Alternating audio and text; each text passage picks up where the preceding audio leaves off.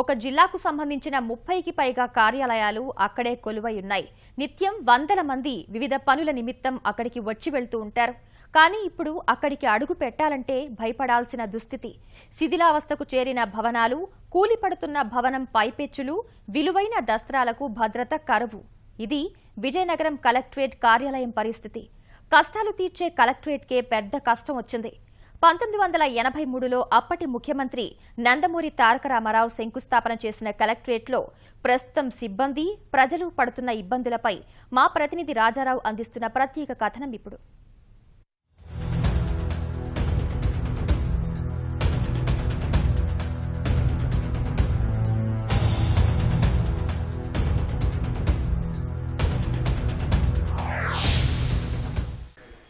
విజయనగరం జిల్లాలోని 34 మండలాలకు ప్రధాన కార్యాలయం జిల్లా కలెక్టర్ కార్యాలయం. ఈ జిల్లా కలెక్టర్ కార్యాలయంలో దాదాపు 30 ప్రధాన శాఖలు ఉన్నాయి. ఈ ప్రధాన శాఖలు అన్నింటిలో కూడా వర్షం వస్తే పూర్తిగా దెబ్బతినిపోయి వర్షానికి కురుస్తున్నాయి. కనీసం అధికారులు కూడా ఉండలేని పరిస్థితి కనిపిస్తుంది.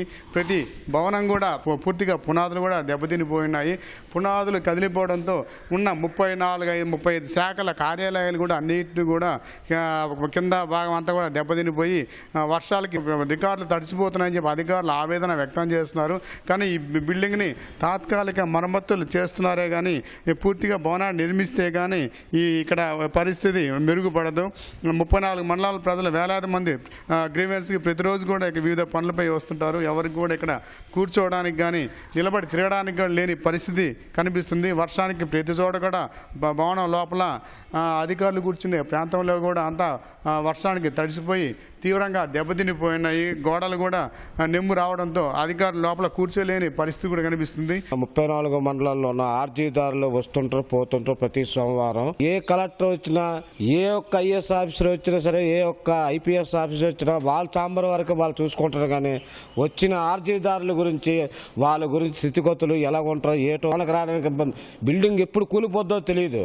అటువంటి దీనమైన పరిస్థితుల్లో ఈ జిల్లా చాలా దారుణంగా ఉంది. కలెక్టర్ ఆఫీస్ ఆ బిల్డింగ్ పొజిషన్ చూస్తే ప్రాణాభయంగా ఉంటుంది. ఇక్కడ చేస్తున్నటువంటి వందలాది సిబ్బంది కూడా ఏ క్షణంలో ఏ ప్రమాదం జరుగుతుందనో చాలా భయం వేసింది. విలువైనటువంటి ఆ పత్రాలు కూడా ఎంతో శిథిలమైపోయే పరిస్థితులు కూడా కనిపిస్తుంది. రికార్డ్స్ కూడా తడిసిపోయి ముద్దయిపోయే పరిస్థితులు కూడా ఉంది. ఇది చాలా దారుణమైన పరిస్థితిలో ఉంది. ఈ గోడలన్నీ చాలా పగిలిపోయే పరిస్థితులు కనిపిస్తున్నాయి. దీన్ని ఎవరు పట్టించుకోవట్లేదు. వర్షాలకి మరీ ఇంకా దారుణమైన పరిస్థితిలో వస్తుంది. విలువైన రికార్డులన్నీ చాలా దెబ్బతింటున్నాయి. దీనివల్ల ప్రజలకి చాలా ఇబ్బంది కలుగుతుంది. ఇక్కడ పెచ్చులు ఊడిపోతున్నాయండి. కింద ఎప్పుడు ఎవరి మీద ఏం పడిపోద్దో అని భయంగా ఉంది. తర్వాత ఆఫీసులో కూడా విలువైన రికార్డు అన్నీ ఉన్నాయి. అందువల్ల వర్క్ ఎఫిషియన్సీ పెరగాలంటే ఇన్ఫ్రాస్ట్రక్చర్ కూడా బాగా ఉంటే వర్క్ ఎఫిషియన్సీ పెరుగుతుందని. ఇక్కడ కార్యాలయంలో కొన్ని ఇబ్బందులు ఉన్నాయి. అవి ముఖ్యంగా ఏంటంటే వర్షం చాలా పాత బిల్డింగ్ అవ్వడం వలన వర్షం పడేటప్పుడు సిబ్బంది ఇబ్బంది పడే పరిస్థితులు కూడా చాలా వరకు ఉన్నాయి. ఈ ప్రభుత్వం దృష్టి కూడా తీసుకెళ్ళడం జరిగింది. కానీ చాలాసార్లు ఇబ్బంది పడడం జరుగుతుంది. ప్రతి వర్షం పడేటప్పుడు కూడా అది రిపేర్ చేయడానికి కూడా అవకాశం లేని పరిస్థితిలో ఉంది. రికార్డు మేము జాగ్రత్తగా బయటికి తీసుకొస్తున్నాం. వాస్తవంగా చెప్పాలంటే వర్షాకాలంలో మాత్రం విపరీతమైన ఇబ్బందులు సిబ్బంది మాత్రం ఎదుర్కోవడం జరుగుతుంది. ఆబ్కారీ శాఖ భవనం వచ్చేసి కలెక్టర్ కాంప్లెక్స్లో ఉంది. వర్షం వచ్చినప్పుడు కొద్దిగా ఇబ్బంది అవుతుంది. అన్ని రికార్డ్స్ తడిచిపోవడం, పెచ్చులు లేచి రాలడం జరుగుతుంది. రిపేర్ చేయిస్తే బాగుంటుందని నేను అనుకుంటున్నాను. మేము లేనప్పుడు పడ్డాయి రాళ్ళు, పైనకి వెళ్ళి పడ్డాయి. మరి ప్రభుత్వం వారు ఎన్నో లక్షల కోట్ల రూపాయలతో భవనాలు, సొంత భవనాలు కట్టేసి ఇస్తున్నారు. దీనికి మెయింటెనెన్స్ విషయంలోకి వచ్చేసరికి మాత్రం అధికారులు ప్రత్యేక శ్రద్ధ వహించడం లేదు. కనీసం ఇక్కడ తాగనాడికి మంచినీళ్ళ ఏర్పాట్లు కూడా చేయటం లేదు. తర్వాత ఏంటంటే మరుగుదొడ్లు కానీ టాయిలెట్స్ కానీ లేకపోవడం వలన చాలా తీవ్రమైన ఇబ్బంది, మహిళలతో సహా ఇబ్బంది పడుతున్నారండి. వాడుకలో లోపం తెలియదు, మెయింటెనెన్స్ ప్రభావం తెలియదు, కానీ కొంతవరకు శిథిలావస్థకి చేరింది.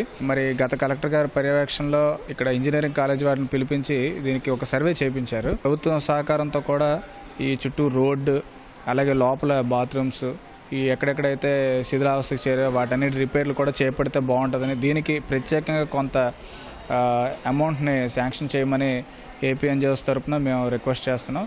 ముఖ్యంగా మహిళలు ఇబ్బంది పడకుండా, అలాగే గ్రీవెన్స్కి ప్రజలు ఎక్కువగా వస్తుంటారు. పబ్లిక్కి అవసరమైనటువంటి టాయిలెట్స్ కానీ సిట్టింగ్ ఏర్పాట్లు కానీ ఉంటే బాగుంటుందని మేము కోరుకుంటున్నాం. జిల్లా కలెక్టర్ కార్యాలయంలోని ప్రతి కార్యాలయంలో వర్షాలకు పూర్తిగా తడిసి దెబ్బతింటున్నాయి. ప్రధానమైన రికార్డులు కూడా పూర్తిగా తడిసిపోతున్న ఆ సిబ్బంది కూడా చాలా ఆవేదన వ్యక్తం చేస్తున్నారు. ఇటువంటి పరిస్థితుల్లో ఈ పూర్తిగా 35 కార్యాలయాలు కలెక్టర్ కార్యాలయంలో ప్రతి భవనాన్ని కూడా కొత్తగా నిర్మాణం చేయాలని చెప్పి అంటున్నారు. జిల్లా కలెక్టర్ కార్యాలయం నుంచి కెమెరామెన్ రామారావుతో రాజారావు, ఈటీవీ న్యూస్.